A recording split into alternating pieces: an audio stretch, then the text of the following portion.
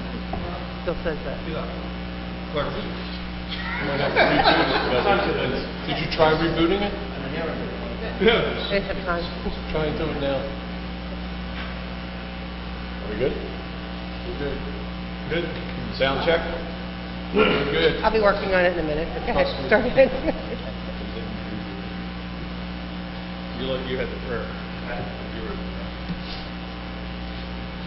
You would please stand for the flag salute, remain standing for the prayer.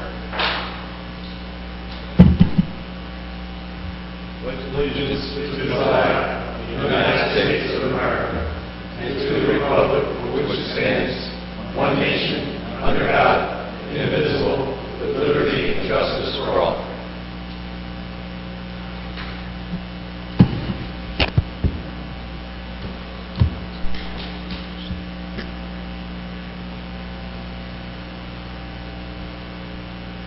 Heavenly Father, we ask that you watch over all of the people who were hit by Hurricane Florence.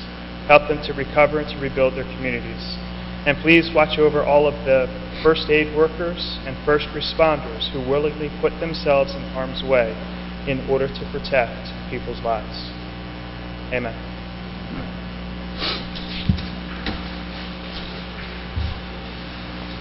Thank you, Councilman. Sure. Just to advise, the meeting notices covering this meeting have been sent and posted as required under Section 2D of the Open Public Meetings Act. The executive session of our meeting started at 5 o'clock, and as we always do, our solicitor will comment on the topics that were discussed in executive session. Thank you, Mayor. In executive session, Council discussed one personnel matter. Specifically, Council received a report from the manager in regard to recently passed legislation in the state of New Jersey which deals with the guidelines for accrual and use of statutory paid sick leave. The manager advised that Labor Council is working on this issue and that additional language will be prepared for the personnel manual. It's anticipated that this matter will be resolved with the new language and a new personnel manual by the end of October of this year. Additionally, Council received a report from our office in regard to litigation involving the Seagull Motel. Council was advised that this matter is now pending before the Cape May County Board of Construction Appeals with a scheduled hearing date of October 11 of this year. That's it, sir. Thank you, Mr. Cerny. Okay, at this time, we need the approval of the 9/5/18 council meeting and executive session minutes. Do we have a motion and a second, please? So moved. Second. Any discussion? Seeing none, can we have roll call, please? View? Yes. Reardon? Yes. Haney? Yes. Delutri? Yes. Sarah? Abstain on the executive session, yes to the council meeting. Simpson? Yes. Mayor Gunther? Yes. Motion carried. Next, we move to the approval of payroll, the requisition list, and operating expenses. Could we have a motion and a second, please? So moved. Second. Any discussion? Seeing none, can we have roll call? Sarah, sorry, the thing's not working, John. I don't know what to do. I'm having problems with the recording device, so. Anybody have any idea? Anyone? What's going on? It says, I'm having trouble with the recording device. It's coming Oh. up and I don't know how For to. the record, just let it show that council didn't approve it, not working. Right. It's blown out of proportion. You pull that plug again. What? It just started, Lynn? No, it started before we went into executive session. It's Yeah. saying channels 1 and 2 have invalid recording device. Who's got the largest storage?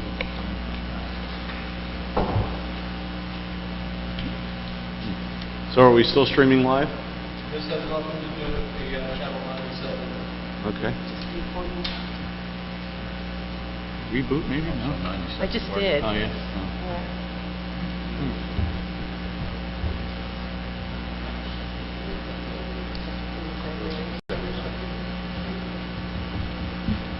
We are experiencing some technical difficulties. We'll be with you in just a moment. Can we cut the commercial or something? I can tell you how much time we spent on this week.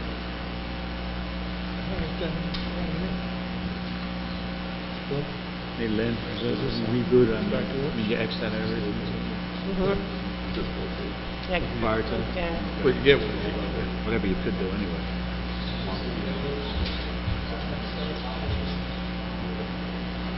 You get one of these. You'll have your, video recorder, we've got the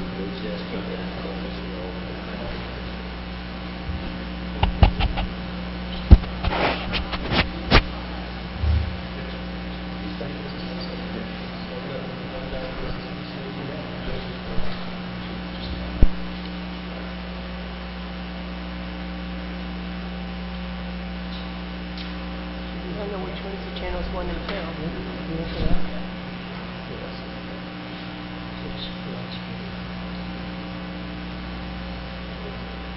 So is there additional physical connection somewhere, or is that it pretty much? Is that just those two there? And then go to the tape? Lindsay, can you shut it off and turn it back on? I just did, yeah.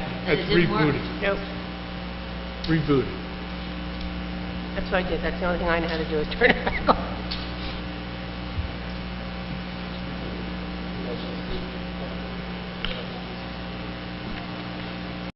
Okay. You okay?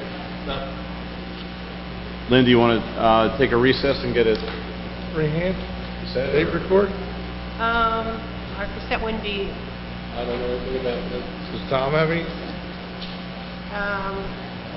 police department have anything, Tom? What's that? Police there department, anybody- we can record something? So I was just saying, who's the voice recorder on the phone? Could just use your phone. That's what I was saying initially. Who's got the largest storage? Free storage. whatever you guys want me to do, I'll do. Do it by hand. You can take shorthand. Call Hope. You going to archive the video? Yeah, that's. All right, so the video is recording, correct? Correct, yes, All right, sir. Oh, okay. So then we can hear it on. we're good. Yeah. Okay. Okay, very good. We're going to resume the meeting. We were at the approval of payroll requisition list and operating expenses. We had a motion and a second. Is there any discussion? Okay, seeing none, can we have roll call, please? View, Yes. Reardon. Yes. Haney. Yes. DeLucre. Yes. Sarah. Yes. Simpson. Yes. Mayor Gunther. Yes. Motion carried. This time I open the meeting for public comment on agenda items only. If anyone would like to speak on any of the agenda items, please step forward, use the microphone, and state your name and address for the record. Seeing no public comment at this time, we're going to move into our agenda. We have ordinance number 22 of 2018, introduction establishing a 2-hour parking on a portion of Revere Boulevard. And this is on Revere Boulevard, 40 feet from the west curb line of the intersection of 31st Street and Revere Boulevard to a point which is 40 feet north of the western curb of Revere Boulevard. We have a motion and a second, please. So moved. Second. Any discussion? Okay, seeing none, can we have roll call? View, Yes. Reardon. Yes. Haney. Yes. DeLucre. Yes. Sarah. Yes. Simpson. Yes. Mayor Gunther. Yes. Motion carried. Okay, ordinance number 23 of 2018 is an introduction of the dune maintenance ordinance. An ordinance amending the code of the City of Brigantine, Chapter 101 regarding beach and dune protection. Can we have a motion and a second, please? So moved. Second. Okay, this ordinance was developed at council's request with input from our city solicitor along with Dr. Farrell from the Richard Stockton Coastal Research Center.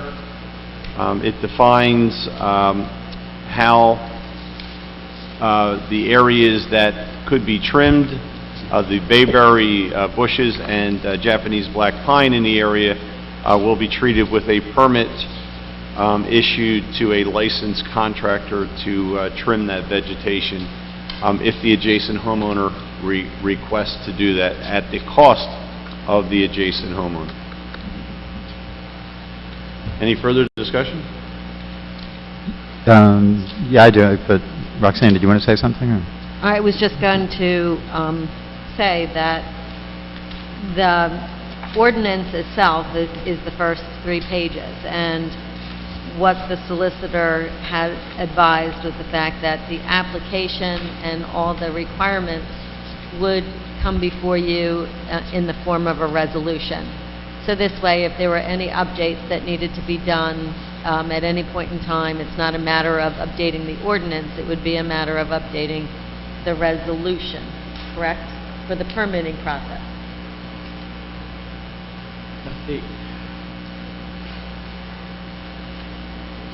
The specific operational requirements as to what can be cut and how it can be cut resides on the application form. Correct. So that as time goes by, if there is a reason, whether that comes from state level regulation or the work of this council, where you want to alter what it is that can be done under this permit, you can then make that change by resolution because it is language that is on the application. The language for what is permitted is not contained in the ordinance itself. The ordinance makes reference to the application and the fact that the work standards are contained on the application. Okay, but I was under the impression we were going to put this under resolution form, but we're not. I'm not sure what that means. Okay, well, maybe I misunderstood then. Right. So there's the definition of what vegetation and all that would be included in the application. Yeah. This allows for vegetation trimming. And that concept was picked up from the procedures that have been previously used in these kinds of matters here in the city. But I just wanted to make sure that everybody understood the application was not... Not part of the ordinance. Right. All right. Any other comments? There was a comment that I wanted to change, and that would have been on, before we actually introduce it, under the fees.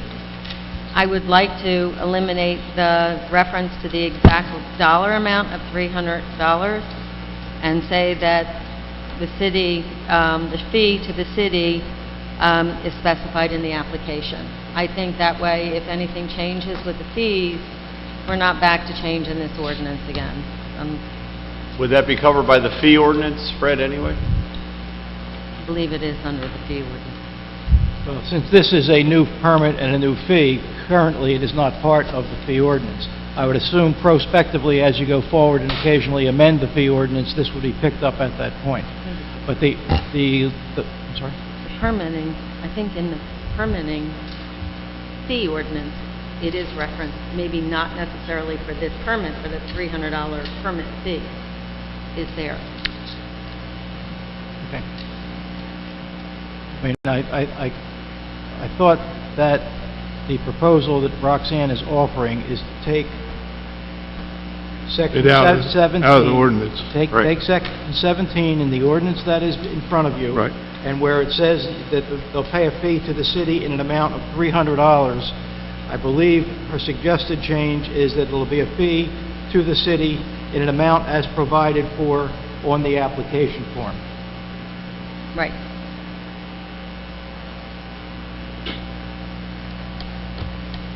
So if council wishes to make that change, we can assume that that change is now part of this, so that when you introduce this ordinance, that change is part of the ordinance as introduced. That's fine. Yep. Yeah. I'll make the motion. Second. All right, we'll do it. Well, We Why don't we wait till we- don't even have this thing introduced yet, do we? Right. So we can just make the change, and then at the time of introduction, assume that that is in it. because As we amended. Had the conversation. As amended. All right, I'm done. all right. Okay, any further discussion? Yeah, I do. Thank you, Mayor. At the last meeting, Roxanne requested that any council members who had comments about the proposal provide them to her in writing, which I did last Thursday, and I understand Roxanne forwarded that to all the members of council. As of tonight, I haven't heard or seen any other written submissions, and I haven't heard any responses to the points I raised there. So for the record, my objections to any version of this program are basically twofold. First, no one disputes, because you can't dispute, that legally our dune field is public property. No different, although it looks different, there's different vegetation and different uses, but no different in terms of what we can and can't do with it and what we should and shouldn't do with it than any other public property. So my first question is, stepping away from the mechanics of a program and the minutia that we're talking about here, what are the public interests that we claim are being served by having any program of vegetation removal in the dunes? I suggested in my email that over time, and I've been fighting this since 2012, since I've been on council, we've heard different arguments. Now, I know for a fact the benefits and the public interest that the dunes serve in their natural state. They provide us tremendous flood protection, and no better evidence of that than the fact that during Sandy, that section of town was basically spared, and that had a lot to do with our existing vegetated dune system. It's a habitat for plants and animals. You know, we are rightly concerned about our natural animals on the island, particularly the foxes, but not limited to them. That the vegetated dunes are their habitat, and it provides natural, beautiful open space. So those are identifiable and I think indisputable public interests in keeping the dunes vegetated. What's the public interest in having vegetation removed? Well, over time, I've heard people say it's to remove invasive species. An invasive species sounds really scary, except that it simply means a non-native species. Is there evidence, is there any objective evidence that we have in our dune field at present, or that we've had in the past, any condition where invasive species are causing identifiable health or safety problems?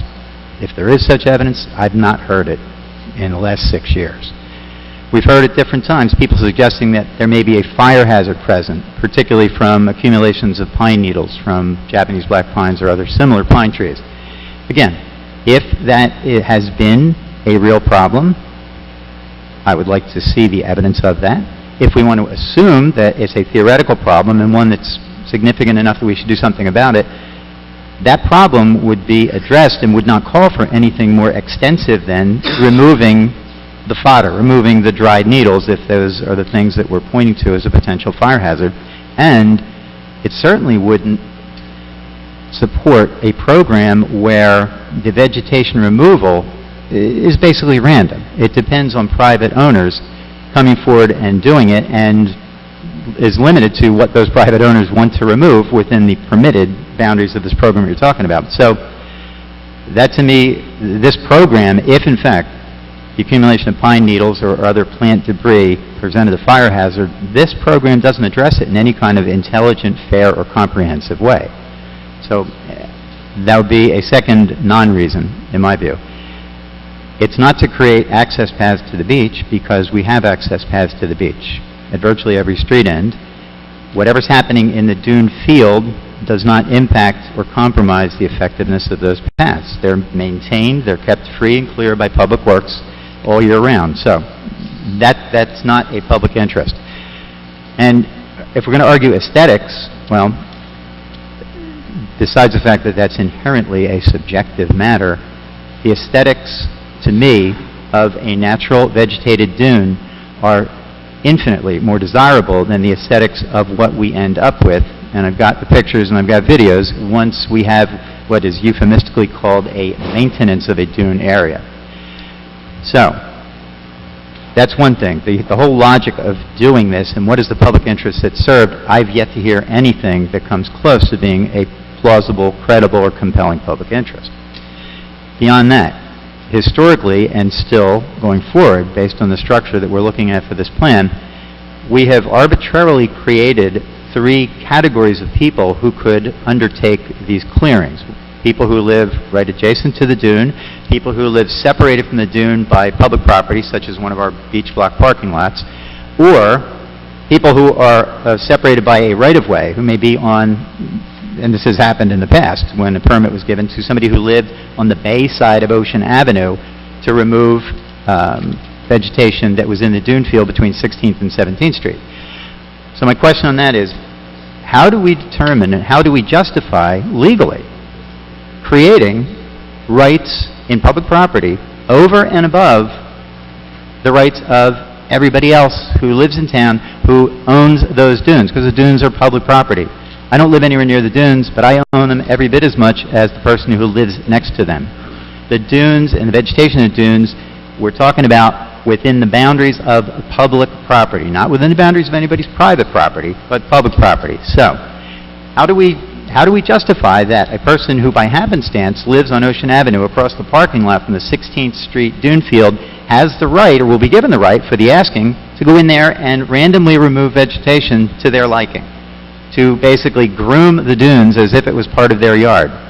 How do we do that? Do we give that right to anybody else who lives near any other public property? Do the people on 24th and 26th Street, 300 block, do they have the right to do stuff to the playing field between 26th and 24th feet, 26th, 24th Streets? No, of course they don't.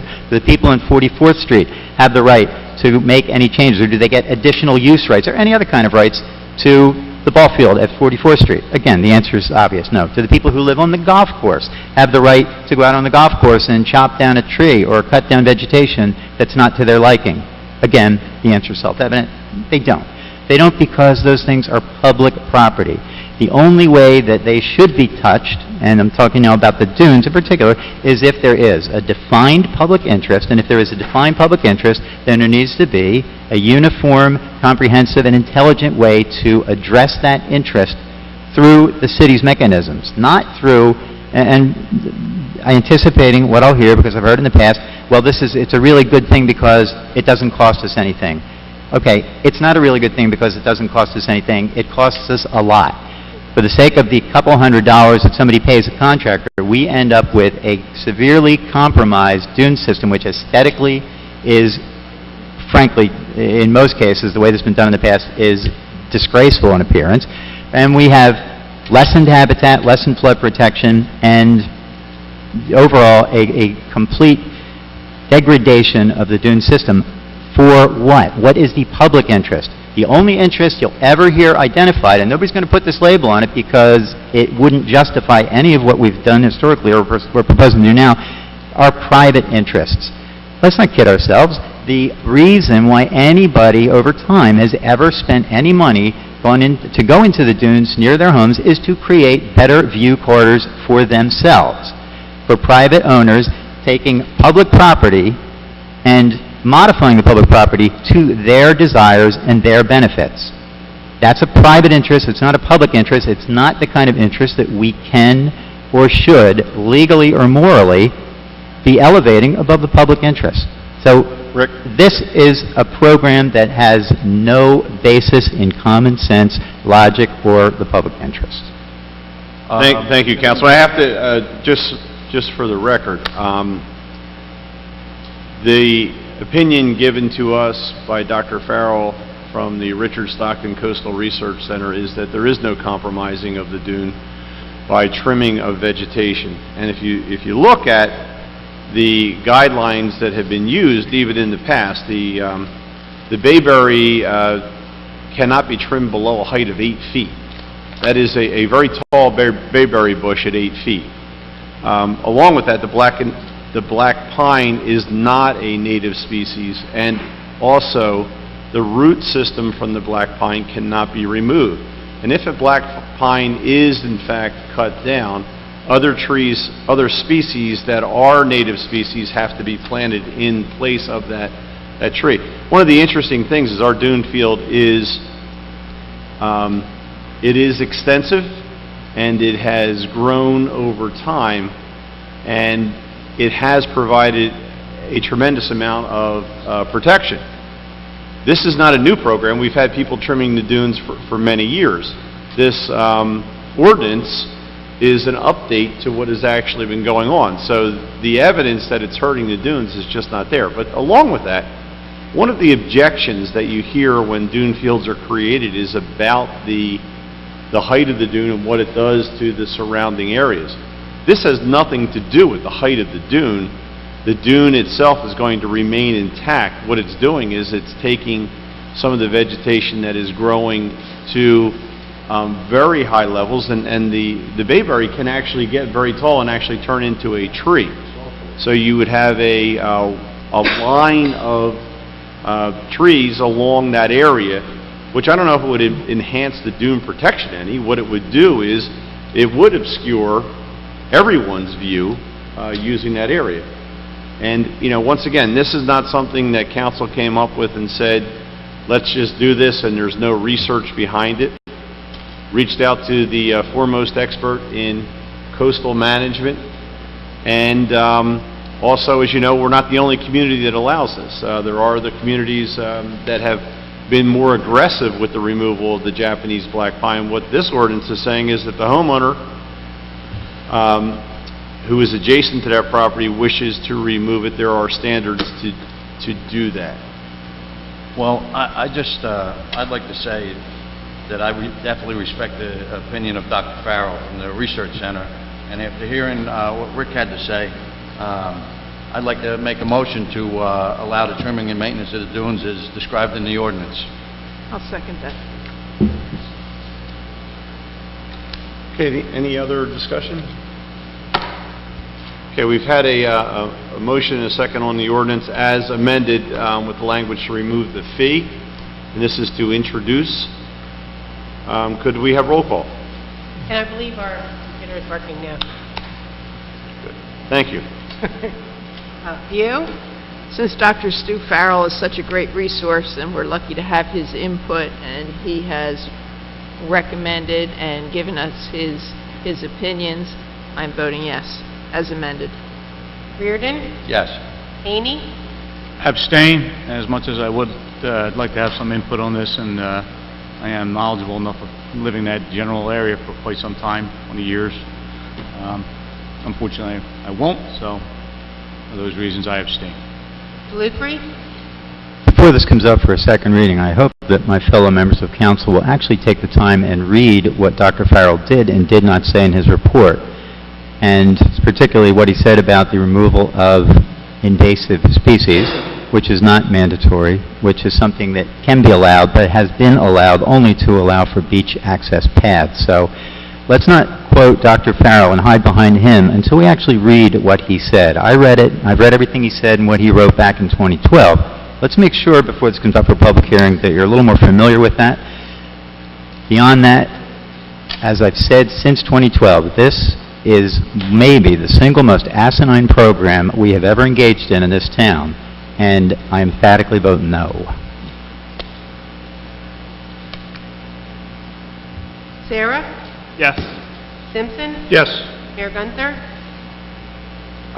Once again, the procedure that has been used has been allowable by the New Jersey Department of Environmental Protection. This is hand trimming of those areas, and it is in compliance with what has been recommended in the past. So I'm voting yes. Motion carried.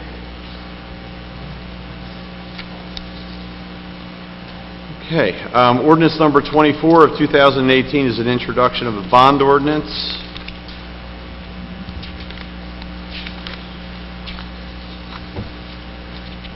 And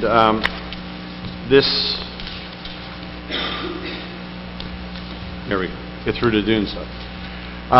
It's a bond ordinance appropriating $942,455 and authorizing the issuance of up to $942,455 in notes and bonds for the City of Brigantine to cover the city's share of the costs associated with the residential structure elevation project to be undertaken within the City of Brigantine in the County of Atlantic, New Jersey. Do you have a motion and a second, please?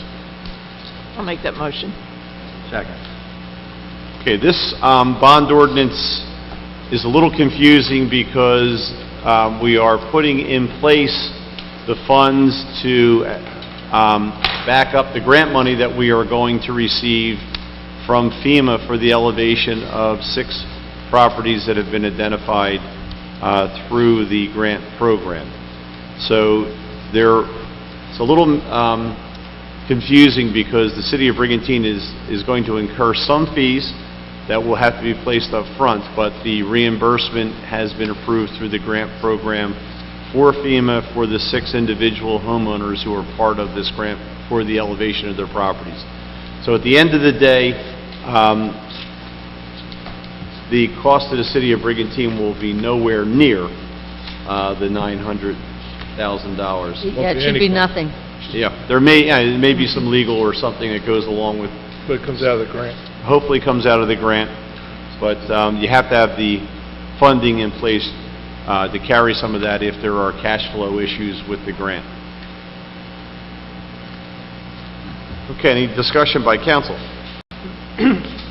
Roxanne, is the anticipation that the bonds that we're authorizing, we will not actually go out for, that it's basically a fail-safe in case there's an untoward delay in getting the money through the grant? That's correct. This money is never intended to be bonded. When the proceeds come back in, the amount outstanding goes down. So it goes down to, if there's, we don't know exactly how much it's going to cost each homeowner. If there is any breakage, we'll cancel it, and it will never be bonded. And Roxanne, the total number of homes in Brigantine is 5 or 6? In 5. Okay. 5. Thank you. And the reason most likely it'll never come back to us is because the homeowners put out the money first for their Correct. elevation of their house itself. That's correct. Unless they finish and it passes inspection by FEMA, they won't receive the grant, we're not responsible. That's correct. Something that's good about this is something that we've actually worked on for some time. And something I'm very proud of with this council is we've worked really hard to help people put their lives back together after Sandy. There was a lot of people who went through the different rounds of money, and then we got to a point where the federal money started to dry up. This grant became available, and what we discovered is there were people on the island who, for whatever reason, never moved forward but still wanted to raise. So we applied for this grant, and we teamed up with Margate and Ventnor. We put together a good application, and we're still working to help people put their homes and lives back together, even now, so many years after Sandy has happened. This is a 75% reimbursement. The homeowner has to put the money up front, get the work done. Upon inspection and everything being good, 75% of that money for raising the home will go back to the homeowner. So I'm very proud to see this next step move forward. And hopefully we get round 2 coming too. Absolutely. And actually, one thing Andy just reminded me that's unique about this is I believe the original money was just for primary residents. This was also opened up to people who were for secondary homes or secondary residents. So it's another expansion that was there.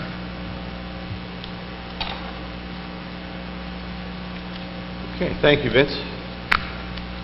And Andy, I do want to thank Jim Rotella, who is our grant consultant, along with Ed Stinson, worked on this. You may not remember, but we had an extensive outreach to people who did not apply for some of the FEMA funding through the several rounds that went through, and this really was like the last chance grant for some of those people who have had repetitive losses over time. So hopefully, as Andy said, another round may become available, and we can elevate more homes, which, as we have seen in Brigantine during Sandy and recently in North and South Carolina, the best protection is elevation. The higher a house is, the safer it is in a flood zone. Okay, could we have roll call, please? You? Yes. Reardon? Yes. Haney? Yes. DeLucre? Yes. Sarah? Yes. Simpson? Yes. Mayor Gunther? Yes. Motion carries. Resolution 2018-168 is a capital budget amendment, and this capital budget amendment is to put this money into the budget. Well, yes, if you recall, in addition or attached to our regular budget is a capital budget.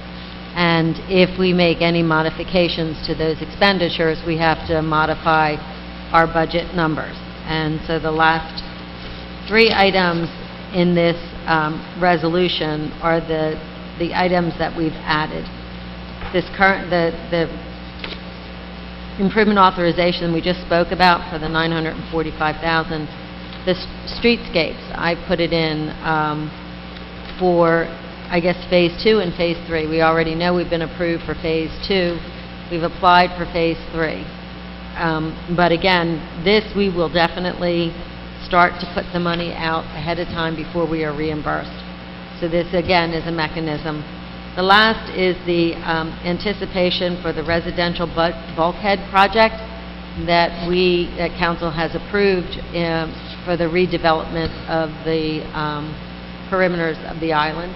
And that is for anyone that is voluntarily making significant repairs or installing bulkheads. We have put out a survey. We've had about 15 people respond to that survey, and based upon the responses, that's the amount I put here. It's really a guess, but we're going to have to, this is just the beginning of being able to facilitate that program. Great, thank you, Roxanne. Okay, any further discussion? Okay, see none, can we have roll call, please? You? Yes. Reardon? Yes. Haney? Yes. Jalukri? Yes. Sarah? Yes. Simpson? Yes. Mayor Gunther? Yes. Motion carries. Okay, Resolution 2018-169 is rescinding Resolution 2018-123, the plenary retail consumption license, number 010333005006, RNR Brig LLC. We have a motion, second, please. So moved. Second. Any discussion? Lynn, this is just actually a transfer Yeah, the fee inactive. they have on their special ruling, Right. and they needed that, so they got their special ruling, so they said they wanted us to rescind it and then reissue it. Okay, could we have roll call, please? You? Yes. Reardon? Yes. Haney? Yes. Jalukri? Yes. Sarah? Yes. Simpson? Yes. Mayor Gunther? Yes. Motion carries. And then Resolution 2018-170 is issuance of liquor license, the same liquor license, which is the plenary retail consumption license. Could we have a motion, second, please? I'll make that motion. Second. Any discussion? Seeing none, can we have roll call, please? You? Yes. Reardon? Yes. Haney? Yes. Jalukri? Yes. Sarah? Yes. Simpson? Yes. Mayor Gunther? Yes. Motion carries. Okay, Resolution 2018-171, we have a real estate tax refund. Could I have a motion, second, please? Refunds. So moved. Second. Any discussion? Could we have roll call, please? You? Yes. Reardon? Yes. Haney? Yes. Jalukri? Yes. Sarah? Yes. Simpson? Yes. Mayor Gunther? Yes. Motion carries. Resolution 2018-172 is appointing Brian Feehan as the Office's Emergency Management Coordinator. Could I have a motion and second, please? So moved. Second. We have roll call, please. You? Yes. Reardon? I just want to say Brian did an excellent job leading up to Florence the last week, and updates on the nor'easter we had the week before, and he'll be a great addition. And I vote yes. Haney? I'll second those remarks by Mike. Brian's always been a squared away guy as long as I've known him, so yes. Jalukri? Yes. Sarah? Yes. Simpson? Yes. Mayor Gunther? Yes. Motion carries. Okay, we move to our consent agenda. We have the St. Thomas Raffle License 863 and 864, the Republican Club Halloween Parade request. We have a motion and second, please. So moved. Second. Can we have roll call? You? Yes. Reardon? Yes. Haney? Yes. Jalukri? Yes. Sarah? Yes. Simpson? Yes. Mayor Gunther? Yes. Motion carries. Are there any council manager committee discussion? No, Mayor. Just just for an update, Deputy Mayor Simpson and I, along with our city manager, attended a meeting with Atlantic County to discuss road improvements and our Director of Public Works as well, road improvements for the Lighthouse Circle region. The traffic study that the City of Brigantine is involved in, they are in the process of looking at the data and coming up with some possible design scenarios that they will report back to us at another date.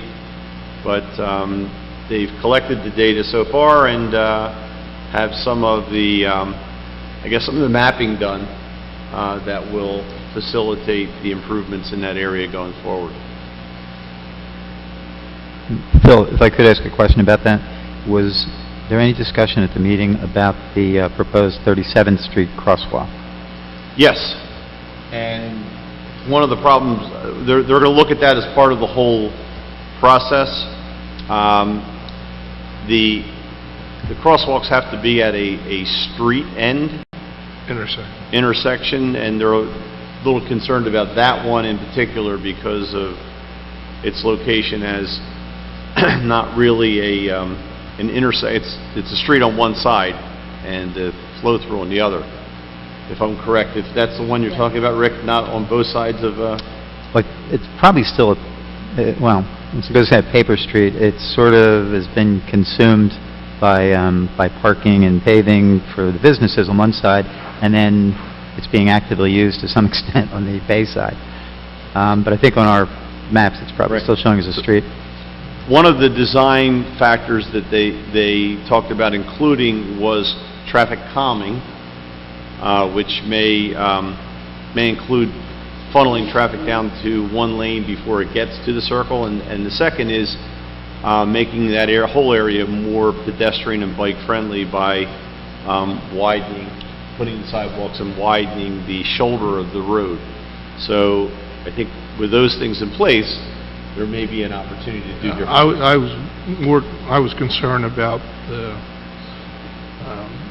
I think it's called Lighthouse Plaza there, with the stores underneath, with their parking, the people backing out onto Brigantine Avenue, that make sure they still have parking, and along with the real estate office there, make sure they still have parking, but do it safely.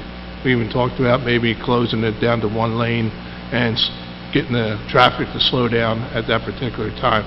There was a lot of ideas thrown around, and we're really on, just the our first meeting of, I'm sure, many, until we hammer everything out. But I was, my concern was that, and the safety of pulling people out in Brigantine Avenue, and I'm sure the chief of police would understand that, and that's a little scary there. So.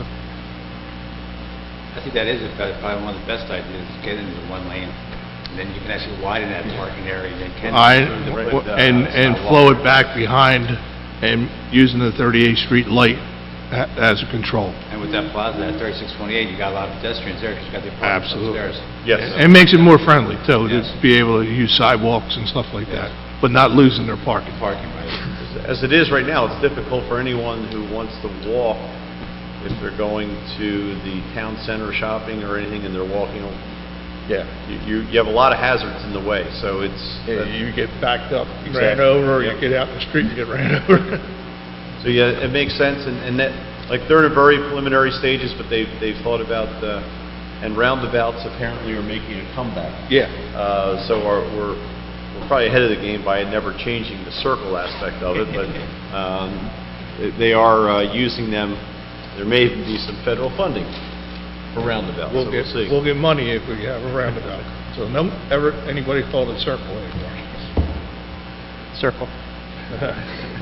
But that's coming out of your pet. Oh, thank you. I have a beach committee report if you guys are. We had our beach committee meeting, and one of the things we actually highlighted was one of the big issues we had last year and the previous year was, issues with jet skiers coming down to the beach. We were able to work with the Marine Police and work with some of the jet skiers who were down there, and it's a much better situation now. I know on the weekends the Marine Police were out there and they were educating people on the speeds they should be coming in and out of the beach and being mindful of what's going on there. What we're looking at for next season is what we can do to improve, the quality of people's experience on the weekends. There's been some, complaints and issues of overcrowding and actually tent sizes. So the beach committee is going to work with our police, our fire, our beach patrol, our public works, and our beach fee office to see what we can do to improve that quality of the experience. We're going to look at tent sizes. We're also going to look at there's, I guess, people who come down and set up tents early in the morning and then leave and then don't come back for several hours, so about saving spots and things like that. Look at the possibility of DWI checkpoints, so we have to see the legality of that, and also staffing needs. Some of the biggest issues have been on the weekends, on Saturdays, and especially Sundays. So what can we do on those days to try to improve things down there forever? So we'll be making recommendations to council, but I wanted to let you guys know that that was in process. Thank you. Thank you, Vince. Just a little community out, Phil Arena, yesterday turned 101. Last year, we gave her a bunch of proclamations for, and she didn't have enough walls for all of them for another 101 one, so I just want to shout out to her and happy birthday and many more. She's a great lady. Yeah, fantastic. Inspirational. Yeah, and she looks great. Looks better than you, Reardon. It's not hard. I have a brief Green Team update.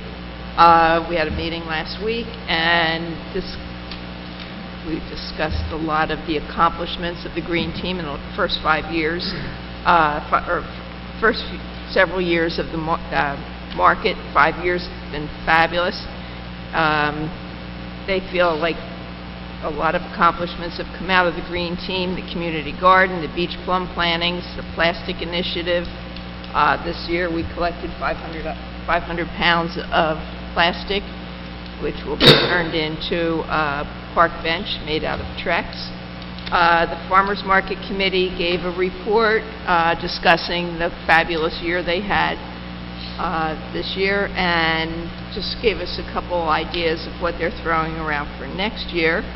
Jeanette Kessler is representing Brigantine and applying for a grant, which we have. Roxanne is sending a letter of support for the Sustainable Jersey Cape Atlantic Hub, combining some towns, getting a grant together for Friends Along the Mullica. All the communities that touch the Mullica River are involved in this, and they're trying to get a grant so that we can clean up the Mullica River and keep it a sustainable watershed for our county. And that was pretty much it. The rain barrel display out in the lobby here will be out there until the end of the month, until next week. Thank you. All right. Brigantine Cultural Arts Commission. It's that time of the year for the annual Scarecrow Contest. Applications are in the newspaper, the Brigantine Times on the weekend, or down at the community center. Applications got to be in by October 1st. Have the scarecrows displayed by October 10th, and then at the Fall Farmers Market on October 20th, they're going to judge and award the winners, and then we'll announce it sometime after Halloween. So if you're putting any of those scarecrows close to any buildings, especially city buildings, I don't know if you can do that, but they want to be flame retardant. All right, John? Yes, sir. Yeah. We want to ask Chris that. Other than that, if you see any broken jack-o'-lanterns, now that fall's going to be here this weekend along the way, just call Dennis and he'll give you a pumpkin patch. That's it. Okay, I'm going to open the meeting for public comment. Anyone who would like to address council, please step forward, use the microphone, state your name and address for the record. Yes, Jerry. Jerry Seach, 1201 Ocean Avenue. I'd like to make a couple comments about the so-called dune maintenance ordinance. I listened to the discussion, and I'm sorry I don't know all the background on it, but it bothers me when private citizens are able to go into public areas and start making changes for the so-called public good. I don't know Dr. Farrell's study, but I wonder very much if he's talking about trimming bad plants and trees in a specific area or selected areas. It seems to me that if you're going to do it, you do it for the whole island, because that's the public good, not the private good. If you have a problem with bayberry plants and with black pine trees, then do it for the whole island. Don't do it for just certain areas on the island. When you do this as a council, you give the citizens of this town an impression that you're elitists, that you're looking out for certain people's interests because their views may be obscured. Listen, I am an owner of a property that would gain the most from this, but I still believe it is in the public interest that we look at this for the public good. And if you can't say, do the whole island, then I think there's something wrong with your logic. That's all I have to say. Thank you, Jerry. Any other? Yes. Mrs. McClay. Mrs. McClay, 38 11th Street North. Are these meetings shown on the computer internet anymore? Are they shown on the internet? I believe they are uploaded to the YouTube channel. Do we still have Ustreaming, where it was streamed live? John, you want to answer that? I don't get into the technology exactly how it works every time, but there have been some problems. There was no intentional shutting down of the meetings that has been alleged. At least, you know, I think what we're talking about are some technical problems. Some of them deal with issues that City of Brigantine doesn't control. John, I don't know if you have any background on that? Yes, Mayor.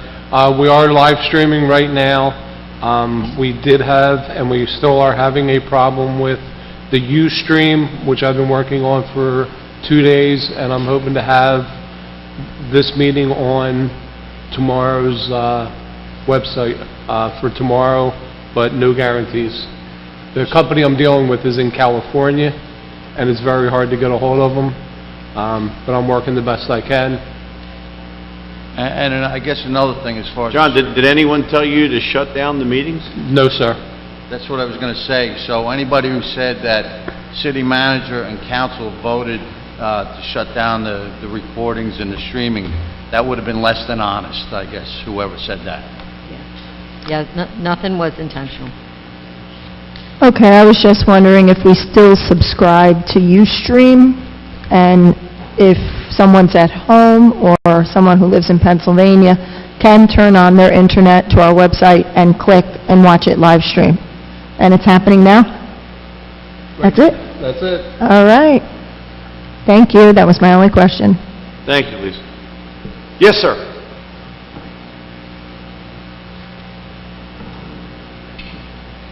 Hi, I'm Jim Raschiel, 1301 Ocean Avenue, and I have a question about the no left turn signs that have returned to 13th Street in Brigantine.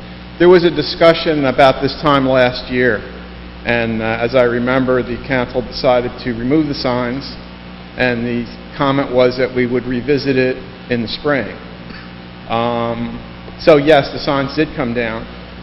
Was it actually revisited by council in the spring? Because the signs came back in June. They've been up all summer. Right, I think there was a discussion to have them up during the summer months and then to remove them during the off-season. Yeah, actually, Jim, that's a good question. I spoke with John just actually before this meeting about that. Those signs will be coming down soon. Yeah. So why is that the signs were even put up? Well, is there some kind of a safety issue? Absolutely. Have you seen people trying to, I'm sure you have, make a left-hand turn during the summer from, what you have an entrance to a parking lot, you have a lot of traffic on Brigantine Avenue during the summer, and you have people trying to make a left-hand turn and crosswalk. So there's a lot going on there. I'm familiar with the area. I live on that street. No, I understand. And it's very inconvenient for me personally because I live on the corner of 13th and Ocean, and I can't get off my street. My driveway dumps onto 13th Street, and it's a one-way street, as you know. So for me to get off the island, I have to go completely around the block to come back and get in front of my own house facing in the proper direction. And I'm not the only person that has issue with this. Every single family that lives on 13th Street signed that petition originally last summer. And Jim, I talked to Eleanor, I talked to some of your neighbors. Eleanor specifically spoke to my wife about it. And Right, and I said what's spoke with going on. Eleanor yesterday, and like I said, there is a safety issue. I agree, I hear what you're saying as far as inconvenience during July and August, but I don't know, it might be a little bit better to be inconvenienced than be safe. Well, so what are July and the August. statistics? How many people have been killed at that intersection in the last several years? I could tell you straight out, I know exactly the number on that. There's been no people killed, all right? There has been an accident or two that I'm aware of, and we don't want that to happen again in the future, so. So when you say you're inconvenienced, do you mean you have to go around the block? Yeah. I have to come out to Brigantine Avenue, make a right, come back down 12th Street to get back on Ocean Avenue, headed in the right direction.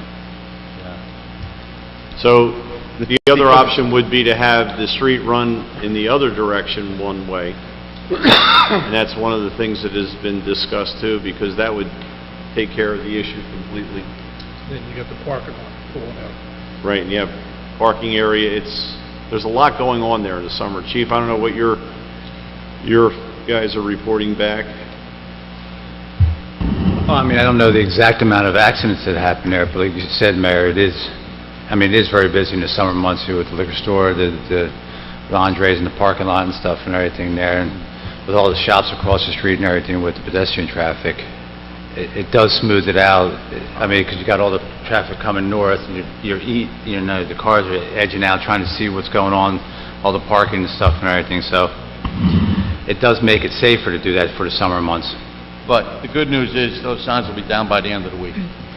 It is difficult to make a left turn there, especially in the summer traffic, but if you're patient and you're careful, you can safely get through that intersection. You're right. If it's that unsafe, maybe we should consider putting a traffic light there. Well, we've actually asked the county for additional lights in Brigantine. Freeholder Days was here at one of our meetings. We made the request to him. And if you look at other shore communities, you go to Margate or Ventnor or Atlantic City, there are lights at every block. Now, obviously, we don't want lights at every block, but we think we need a few lights to break up the flow of traffic in the summer here on the island. You might not need the sign there if you had traffic being slowed down with maybe a traffic light at A Street South and another light somewhere else to break up that traffic coming into the central business district. We need more signals. We need one at 26th Street. We have a lot of people in crosswalks, and cars are moving at full speed, in some instances in 2 lanes of traffic at the same time. There's a light at 14th Street. There is a light. That's only a block away. Right. That helps you going That north, direction. It but doesn't help south. from the cars coming north to south, though. So there's nothing, before you get to 14th Street, there is nothing to slow a vehicle down going into that central business district. And the problem, too, is with parking being at a premium, the police are always enforcing the parking ordinance in that area to the chagrin of the people who park too close to the intersection. But if someone is parked too close, you cannot see to get out to make that left-hand turn. Like you said, you're inching out into traffic. The parking lot's right there. There's nobody. No, I'm talking about parking in front of Ocean Beverage. In front of the liquor store, there's no visibility problem in that direction. When you look right, you can see fine? Absolutely. Because of the angle involved. If there was parking up to the corner in the other direction, it'd be an issue, but you can't park. It's not so much, in my experience, it has not been as much of a problem seeing the cars coming, even though there are a lot of cars coming from 14th Street. It's getting out and moving through traffic that's coming maybe at a higher rate of speed coming from the north going south. Cars don't go that fast. Bicycles, crosswalk, Cars aren't going that fast. Thank you. but we'd be willing to work on a solution with you. How about giving the residents of the street a get-out-of-jail card for going the wrong way? I don't think the motor vehicle code allows for that. but- Your driveway is only on 13th It's on Street? 13th Street. It's about maybe 20 feet from the corner.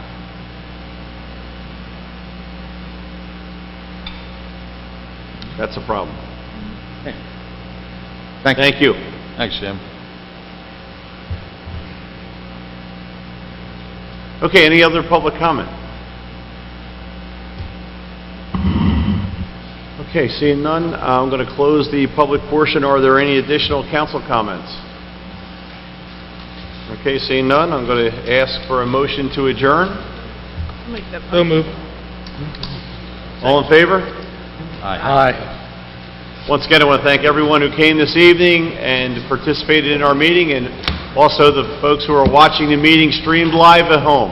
Thank you for tuning in to your council at work. John, how'd my hair look on that stream? Pardon me? How was